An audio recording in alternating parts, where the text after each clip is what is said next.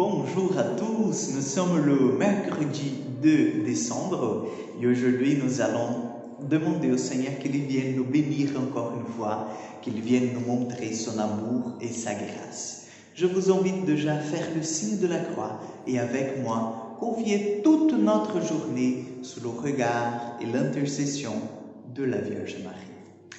Au nom du Père, du Fils et du Saint-Esprit. Amen. Je vous salue Marie, pleine de grâce, le Seigneur est avec vous. Vous êtes bénie entre toutes les femmes, et Jésus, le fruit de vos entrailles, est béni. Sainte Marie, Mère de Dieu, priez pour nous pauvres pécheurs, maintenant et à l'heure de notre mort. Amen. Notre-Dame du Mont Carmel, priez pour nous. Je vous invite maintenant à prendre vos Bibles. Aujourd'hui, nous allons méditer un extrait du livre d'Isaïe. Donc, je vous invite à prendre votre Bible dans l'Ancien Testament. Et nous allons prendre le chapitre 25 du livre d'Isaïe, 25, versets 6 au 10. Isaïe 25, 6 au 10. En ce jour-là, le Seigneur de l'univers préparera pour tous les peuples sur sa montagne un festin de viande grasse et de vin capiteux, un festin de viande succulente et de vin décompté. Sur cette montagne, il fera disparaître le voile de deuil qui enveloppe tout le peuple et le linceul qui couvre toutes les nations. Il fera disparaître la mort pour toujours. Le Seigneur Dieu essuiera les larmes de tous les visages et par toute la terre, il effacera l'humiliation de son peuple. Le Seigneur a parlé. Et ce jour-là, on dira, voici notre Dieu, en lui nous espérions et il nous a sauvés. C'est lui le Seigneur, en lui nous espérions, exultons, réjouissons-nous, il nous a sauvés. Car la main du Seigneur reposera sur cette montagne. Parole du Seigneur.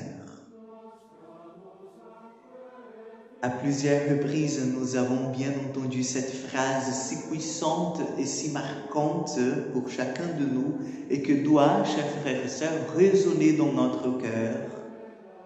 Réjouissons-nous, exultons, il nous a sauvés. Il nous a sauvés. C'est lui le Seigneur en qui nous espérions, exultons, il nous a sauvés. Dieu nous a sauvés, nous a libérés du péché, nous a libérés, chers frères et sœurs, du joug de l'esclavage pour que nous soyons des enfants libres devant Dieu, devant lui-même. Donc nous sommes aujourd'hui deux hommes et deux femmes, bien sûr, libres parce que Jésus nous a libérés.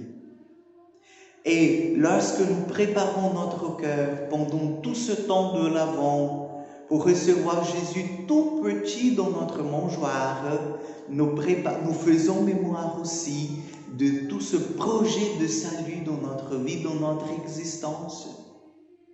Lorsqu'Isaïe vient nous dire, c'est Dieu qui nous dit par la bouche d'Isaïe que le Seigneur essuiera toutes les larmes de tous les visages.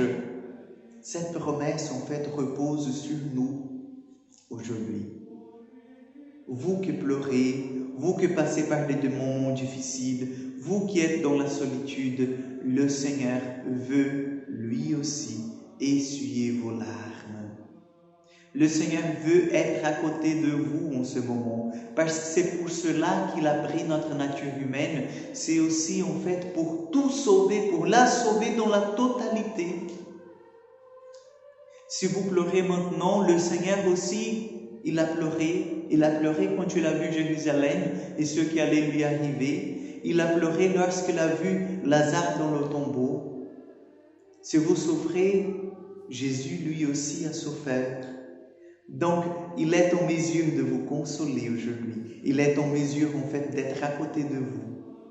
Et en ouvrant l'espace, en laissant de la place pour que Jésus puisse entrer chez vous, vous allez, avec le prophète Isaïe, avec, en fait, le cœur des anges qui habitent dans le ciel, chanter cette phrase, ce chant magnifique. Réjouissons-nous, exultons. Il nous a sauvés.